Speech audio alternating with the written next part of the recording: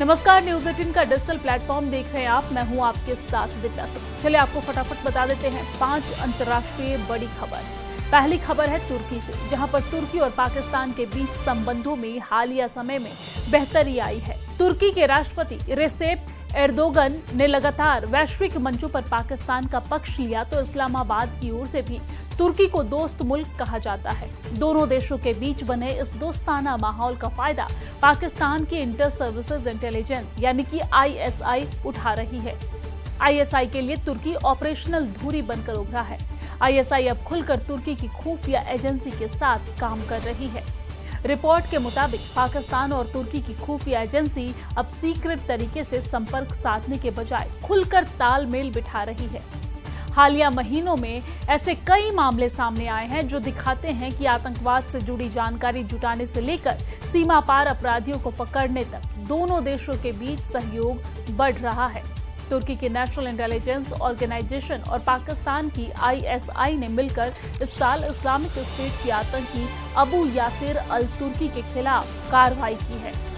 MIT digital निगरानी और क्षेत्रीय नेटवर्क के जरिए अल तुर्की गतिविधियों पर नजर रखी जा रही थी। अब दूसरी बड़ी खबर कतर से है, जहां पर कतर के प्रधानमंत्री शेख मोहम्मद बिन अब्दुल रहमान अल थानी ने शनिवार को कहा है कि गाजा में मौजूदा हालात को सीज फायर नहीं कहा जा सकता है और कहा कि इसके लिए पूरे इलाके से इजराइल को हटना होगा। अल थानी ने ये बात दोहा फोरम में एक पैनल पर चर्चा के दौरान कही। कतर की राजधानी में अल थानी ने कहा कि अमेरिका के नेतृत्व में अंतर्राष्ट्रीय मध्यस्थ गाजा में शांति समझौते को पक्का करने के लिए दूसरे चरण के लिए आगे का रास्ता बनाने पर काम कर रहे हैं। उन्होंने गाजा में शांति प्रक्रिया को एक अहम मोड़ पर बताया है। दोहा फोरम में अल थानी ने कहा कि हमने अभी जो किया है वो एक ठहराव है। हम इसे अभी सीज फायर नहीं मान सके। युद्ध विराम तब तक पूरा नहीं हो सकता है जब तक इजरायली सेना पूरी तरीके से वापस नहीं आ जाती है। गाजा में स्थिरता आ जाए, लोग आ जा सके जो आज नहीं है। आपको जानकारी दे दें कि बीते 10 अक्टूबर को अमेरिकी पीस प्लान के तहत हुए युद्ध विराम की शुरुआत में इजराइल ने अपनी सेना को एक येलो लाइन पर वापस बुला लिया था और ये काल्पनिक येलो लाइन मानचित्र पर गाजा पट्टी को मोटे तौर पर पूर्व और पश्चिमी हिस्सों में बांटती है। इसके साथ ही इजराइल को राफा बॉर्डर क्रॉसिंग को फिर से खोलने की इजाजत देनी थी, लेकिन वो 1 महीने से ज्यादा समय तक ये कहकर टाल दिया कि हमास को गाजा से में बचे हुए मृत बंधकों के अवशेष सौंपने होंगे। आपको जानकारी दे दें कि मारे गए पुलिस अधिकारी रन गिबली का शव अभी भी गाजा पट्टी में है। तो अक्टूबर में हुए युद्ध विराम ने 2 साल से चली आ रही लड़ाई को रोक दिया है। हालांकि दोनों पक्ष एक दूसरे पर उल्लंघन का आरोप लगाते हैं। गाजा में हमास के स्वास्थ्य मंत्रालय का कहना है कि 10 अक्टूबर को युद्ध विराम लागू होने के बाद से अब तक 360 से ज्यादा फिलिस्तीनी इजरायली फायरिंग में मारे गए हैं। नई हिंसा में शिफा हॉस्पिटल ने बताया है कि गाजा शहर में उत्तर पश्चिमी में इजरायली एयर स्ट्राइक में 2 फिलिस्तीनी मारे गए हैं। इजराइल की सेना ने कहा है कि उस पर जगह पर एयर स्ट्राइक के बारे में जानकारी नहीं थी। हालांकि हमने बताया कि इजरायली सैनिकों ने शनिवार को 3 मिलिटेंट को मार गिराया है, जो येलो लाइन पार करके इजराइल नियंत्रित उत्तरी गाजा में घुस आए थे और खतरा पैदा कर रहे थे। और अब तीसरी बड़ी खबर बताएंगे। अमेरिका से ये बड़ी खबर है, जहां पर अमेरिकी वीजा में लंबे वेटिंग टाइम से परेशान भारतीय यात्रियों के लिए अच्छी खबर सामने आई है। अमेरिका वीजा के लिए वेटिंग का टाइम को कम कर दिया गया है। खासतौर पर नई दिल्ली में कई वीजा के लिए वेटिंग टाइम आधे से भी ज्यादा कम कर दिया गया है। ये ऐसे समय में हुआ है जब स्टूडेंट और बिजनेस ट्रैवल की डिमांड काफी ज्यादा बनी हुई है। इससे एकेडमिक सेशन की प्लानिंग कर रहे स्टूडेंट को राहत मिलेगी।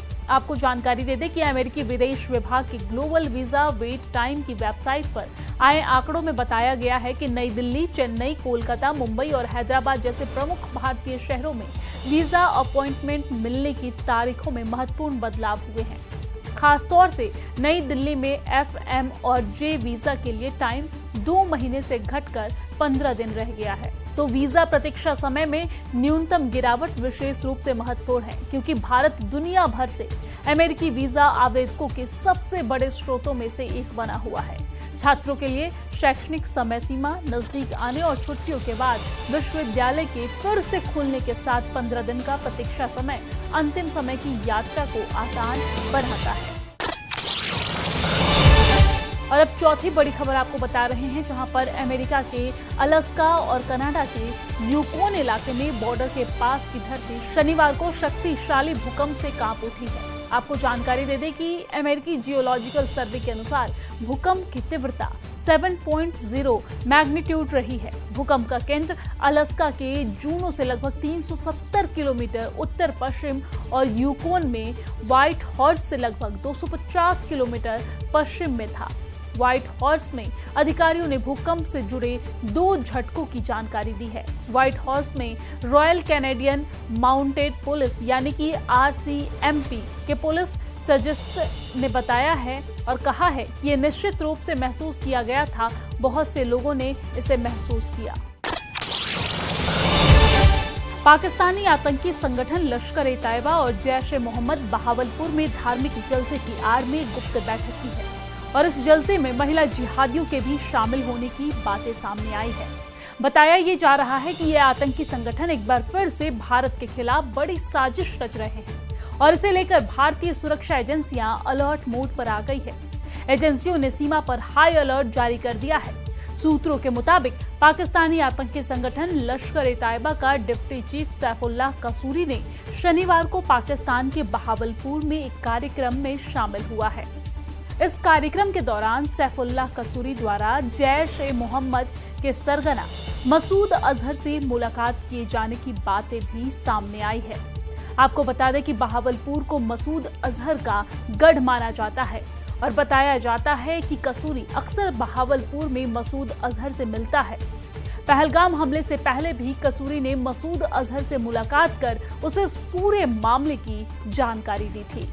सुरक्षा एजेंसियों को आशंका है कि कसूरी और अजहर की ये मुलाकात भारत के खिलाफ किसी नई आतंकी साजिश का हिस्सा हो सकती है और एक मीडिया रिपोर्ट के मुताबिक कसूरी शनिवार को बहावलपुर में जिस जलसे में शामिल हुआ उसका नाम सीरत-ए-नबी और शहीद बुखारी है। आपको जानकारी और सहीह बुखारी है। आपको जानकारी दे दें कि यह धार्मिक जलसा बहावलपुर के जामिया अब्दुल अजीज, तौहीद चौक और साथ ही साथ अहमदपुर ईस्ट में आयोजित हुआ है। बताया जा रहा है कि इस जलसे में महिला जिहादियों की भी मौजूदगी रही है, जो भविष्य की आतंकी गतिविधियों में उनकी भागीदारी का संकेत हो सकता है। आतंकी संगठनों के टॉप कमांडर सैफुल्लाह कसूरी और मसूद अजहर की मुलाकात के बाद भारतीय सुरक्षा एजेंसियां अलर्ट मोड पर आ गई है। एजेंसियों का मानना है कि जब ये दोनों आतंकी मिलते हैं तो भारत के खिलाफ कोई न कोई बड़ी साजिश जरूर रचते हैं। ऐसे में एजेंसियों की कोशिश है कि भारत के खिलाफ किसी भी साजिश को समय रहते हुए नाकाम किया जाए। एजेंसियों ने सीमा के आसपास अपनी टीमों को और भी ज्यादा सक्रिय कर दिया है।